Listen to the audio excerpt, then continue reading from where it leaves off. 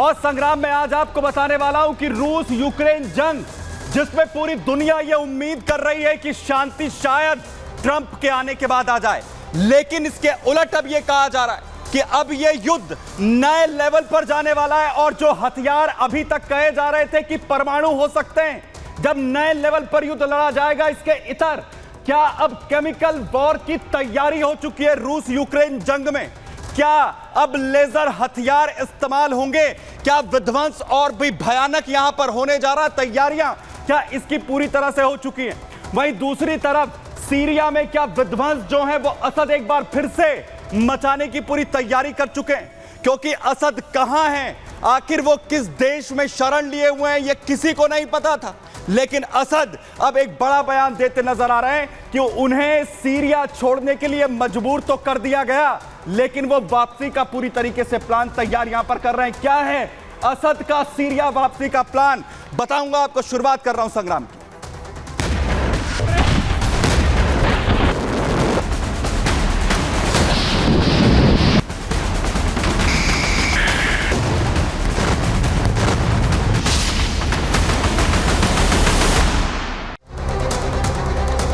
तो आइए शुरुआत करने जा रहा हूं आज की सबसे बड़ी खबर के साथ। और सबसे पहले आपको लिए चल रहा हूं रूस यूक्रेन के बीच जिस तरीके से जंग और भी भयानक छिड़ती हुई नजर आ रही है। और अब यह कहा जा रहा है कि रूस यूक्रेन में अब केमिकल वॉर हो सकती है, क्योंकि जो बड़ी खबर सामने आई, रूस के अंदर बड़ा हमला होता है और केमिकल कमांडर जो परमाणु विंग की जिम्मेदारी संभाल रहे थे, उन्हें मौत के घाट उतार दिया जाता है, हत्या यहां पर कर दी जाती है। और इसी के साथ अब केमिकल वॉर, परमाणु युद्ध, लेजर हथियारों के साथ युद्ध के होने की बात यहां पर कही जा रही है। सबसे पहले तस्वीर देखिए, रूसी कमांडर जिन्हें मौत के घाट उतार दिया गया, रूसी कमांडर जिनकी हत्या यहां पर कर दी गई है। और परमाणु जो हथियारों का जिम्मा है, उनकी सुरक्षा की जो जिम्मेदारी है, वो रूसी कमांडर की तरफ से संभाली यहां पर जा रही थी। फुल फ्रेम जरा दिखाइए। फुल फ्रेम ये उस घटना स्थल की जगह जहां पर इस हत्या को अंजाम दरअसल दिया गया है। इगोर किरलोव जो कि जनरल थे, परमाणु जो हथियार हैं उनकी सुरक्षा की जिम्मेदारी, इसके अलावा केमिकल वेपन्स हो या बायोलॉजिकल डिफेंस जो विंग है उसकी जिम्मेदारी वो लगातार यहां पर संभाल रहे थे।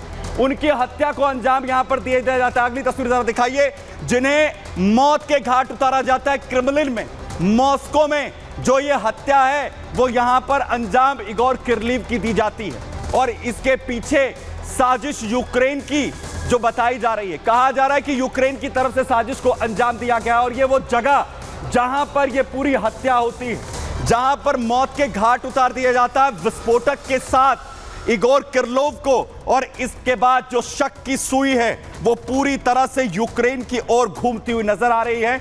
और इसीलिए यह कहा जा रहा है कि अब ये जो पूरा युद्ध है ये केमिकल वेपन का युद्ध बन सकता है, क्योंकि यूक्रेन ने उस बात को छेड़ दिया है और जिस तरीके से इस हमले को, इस हत्या को अंजाम दिया गया है। लेकिन सबसे पहले आपको बताता हूं कैसे पूरा हमला हुआ है। रूस के परमाणु बमों के रक्षक बम विस्फोट में जब जनरल की जो है वो हत्या कर दी गई है। रूस के लेफ्टिनेंट जनरल इगोर किरलोव जिन्हें बम से उड़ा दिया गया, बम से उनकी जान ले ली गई। मॉस्को में बम विस्फोट कर रूसी जनरल को निशाना बनाया गया, टारगेट किया गया। इलेक्ट्रिक स्कूटर जिसमें इस बम को, विस्फोटक को छिपाकर रखा गया था, और उसके बाद उनकी हत्या को अंजाम दिया जाता है।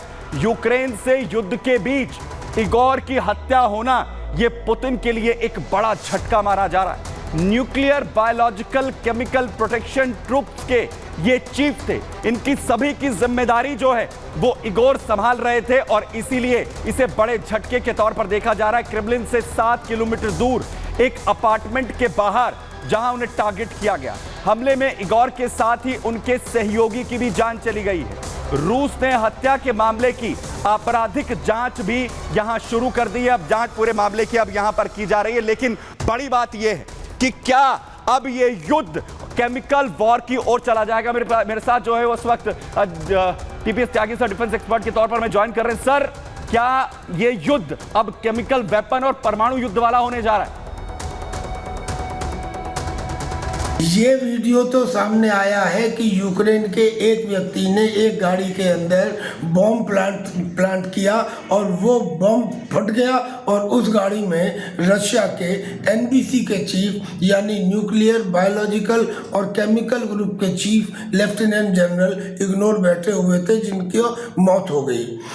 रशिया के प्रेसिडेंट का इससे खफा होना लाजिम है, लेकिन रशिया ने तो पिछले एक महीने में यूक्रेन के 5 नए इलाकों पर कब्जा कर लिया है, जिसमें पोक्रोवस्क भी शामिल है, जो एक किस्म से डोनबास और मेन यूक्रेन के बीच में सबसे बड़ी सप्लाई लाइन, रेलवे हब है, इंडस्ट्रियल हाउस है। यानी कि रूस तो पहले ही इंतजाम कर चुके हैं कि डोनाल्ड ट्रंप जब आए तो उससे पहले इतना इलाका जीत लें कि अपनी शर्तों के ऊपर समझौता करें, और दूसरा यूक्रेन को इतना तोड़ दें कि वो 20 साल किसी भी लेवल तक जाने के लिए तैयारी जो है वो यहां पर की जा रही है। बहुत शुक्रिया सर मेरे साथ यहां पर जुड़ने के। लेकिन अब इस युद्ध के अंदर सिचुएशंस किस तरीके से और भी क्रिटिकल होती हुई नजर आ रही है, क्योंकि अब इस युद्ध में जो हथियार हैं वो कहा जा रहा है कि लेजर हथियारों का इस्तेमाल भी हो सकता है, क्योंकि दावा यूक्रेन की तरफ से यह हो रहा है कि लेजर वेपन तैयार कर लिया गया है। 5वां देश होगा यूक्रेन जिसके पास यह घातक हथियार होगा, जिसका दावा इस वक्त यहां पर किया जा रहा है। लेजर वेपन जिसका ऐलान यहां पर यूक्रेन की ओर से हो रहा है। और बड़ी बात यह क्या कहा जा रहा है, लेजर वेपन को लेकर यूक्रेन की तरफ से यह दावा हो रहा है। क्या किया गया है यूक्रेन की तरफ से अपने दावे में, जरा आपको सबसे पहले बताता हूं। दरअसल यूक्रेन की तरफ से दावा हुआ है ड्रोन यूनिट कमांडर की तरफ से बड़ा दावा लेजर वेपन्स को लेकर यूक्रेन में ट्राइडेंट लेजर वेपन हमने हासिल कर लिया है। ट्राइडेंट लेजर वेपन हमारे पास आ चुका है। यूक्रेनी ड्रोन यूनिट कमांडर सोक्राविस्की ये कहते हुए ये दावा यूक्रेन की ओर से करते नजर आ रहे हैं। और बड़ी बात यह है कि लेजर हथियार संपन्न देशों में 5वां नंबर होगा यूक्रेन का। अभी तक सिर्फ 4 देशों के पास था।